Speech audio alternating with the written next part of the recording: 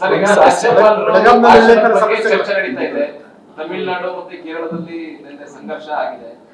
ಕೇರಳದಲ್ಲಿ ರಾಜ್ಯಪಾಲರು ಕೇಂದ್ರ ಸರ್ಕಾರ ವಿರುದ್ಧ ಇದ್ದಂತ ಅಂಶವನ್ನ ಸ್ಕಿಪ್ ಮಾಡಿ ಭಾಷಣ ಮಾಡಿದ್ದಾರೆ. ಮತ್ತೆ ತಮಿಳುನಾಡಲ್ಲಿ ಭಾಷಣ ಮಾಡದಲ್ಲೇ ರಾಜ್ಯಪಾಲರು ಹೋಗಿದ್ದಾರೆ.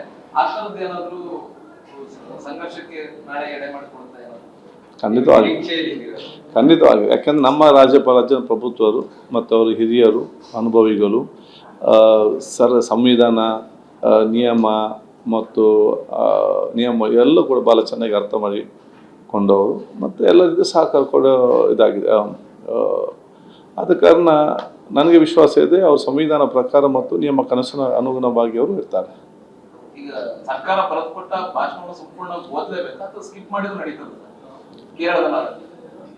ಅದಕ್ಕೆ ಗವರ್ನರ್ ಹತ್ರ ಕೇಳಬೇಕಷ್ಟೇ. ಅಲ್ಲ, ನಿಯಮ ಏನ್ ಹೇಳುತ್ತೆ? ನೀವು ಸರ್ಕಾರ ಬರೆದುಕೊಟ್ಟ ಭಾಷಣವೇ ಓದಿದ್ರು ಮಾತ್ರ ಅದು ನಾನು ಎನ್ಕ್ವೈರಿ ಮಾಡಿ ಹೇಳ್ತೇನೆ. ಅಲ್ಲಲ್ಲ, ಅದು ಹಾಗೆ ಅಲ್ಲ. ಇದರ ಬಗ್ಗೆ ಮಾಹಿತಿ ತಗೊಂಡು ಮತ್ತೆ ಹೇಳ್ತೇನೆ ನಿಮ್ಗೆ. ಈಗ ನಮ್ಗೇನಿದೆ, ಸದನದ ಅಧಿವೇಶನ ಏನು ಇವತ್ತು ನಡೀತದ ಅದನ್ನು ಸಮಾಧಾನ ಮತ್ತು ಸೌಹಾರ್ದತೆಯಿಂದ ಚೆನ್ನಾಗಿ ಅದನ್ನು ನಡೆಸಬೇಕು. ಅದಕ್ಕೇನೆಲ್ಲ ಬೇಕಾ ಆ ರೀತಿ ಎಲ್ಲ ಪ್ರಯತ್ನವನ್ನು ಮತ್ತು ಆ ಒಂದು ಅದರ ನೇತೃತ್ವ ವಹಿಸ್ತೇನೆ. ಸಭಾಪತಿಗಳು ಇದೇ ಪ್ರಶ್ನೆ ಕೇಳಿದ್ರು.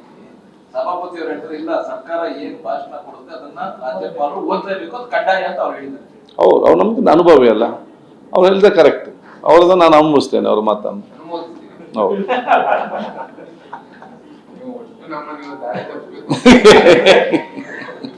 ಬೆಳಗಾವಿನಲ್ಲಿ ನಿರ್ಣಯಗಳೆಲ್ಲ ಮಾಡೋ ಸಂದರ್ಭದಲ್ಲಿ ಕೆಲವು ಬಿಲ್ ಸಂದರ್ಭದಲ್ಲಿ ಇರ್ಬೋದು, ನೀವು ಅವರು ವಿಪಕ್ಷಗಳನ್ನು ವಿಶ್ವಾಸ ತೆಗೆದುಕೊಳ್ದೇ ಮಾಡಿದ್ವಿ ಅಂತ ಆರೋಪ ಇತ್ತು, ದೊಡ್ಡ ಗಲಾಟೆಯಾಗಿತ್ತು, ಕೊನೆಗೂ ಸಂಧಾನ ಮಾಡಿದ್ರು.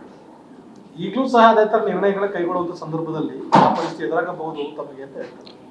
ಏನದು ನಿರ್ಣಯಗಳ ಮಂಡಿಸುವ ಸಂದರ್ಭದಲ್ಲಿ ಅವ್ರನ್ನ ಪ್ರತಿಭಟನೆ ಮಾಡೋ ಸಂದರ್ಭದಲ್ಲಿ ಎಲ್ಲ ಬಿಟ್ಟು ಮಾಡಿದ್ರೆ ಅನ್ನೋದು, ಮತ್ತೆ ಕೆಲವು ಬಿಲ್ಗಳ ಬಗ್ಗೆ ನಾವು ಮಾಡಿದ್ರು, ಇದು ಆ ಪರಿಸ್ಥಿತಿ ಉದ್ಭವಿಸಬಹುದು ಅಂತ. ಅಲ್ಲಿ ಇದೆಲ್ಲ ನಿಭಾಯಿಸ್ಲಿಕ್ಕೆ ನಾವು ಕೂತ್ಕೊಳ್ಳೋದಲ್ಲ ಚೇರಲ್ಲಿ. ನಮ್ಮ ಸ್ಪೀಕರ್ ಕೆಲಸ ಏನು ಮೇನ್, ಈ ರೀತಿಯ ಸಂಕಷ್ಟದ ಪರಿಸ್ಥಿತಿ ಬಂದಾಗ ನಿಭಾಯಿಸಿಕೊಂಡು ಹೋಗೋದು ನಮ್ಮ ಜವಾಬ್ದಾರಿ. ಅದನ್ನು ನಾವು ಮ್ಯಾನೇಜ್ ಮಾಡ್ತೇವೆ.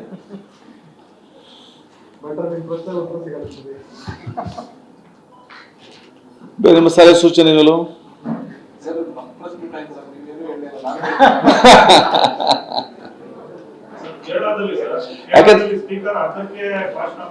ಅದು ಹೇಳಿದ್ರಲ್ಲ, ಅದು ಕೇಳಿದ್ರೆ ನಾನು ನಿನ್ನೆ ನಮ್ಮ ಯು ಪಿ ಅಲ್ಲಿ ಕಾನ್ಫರೆನ್ಸ್ ಇತ್ತು.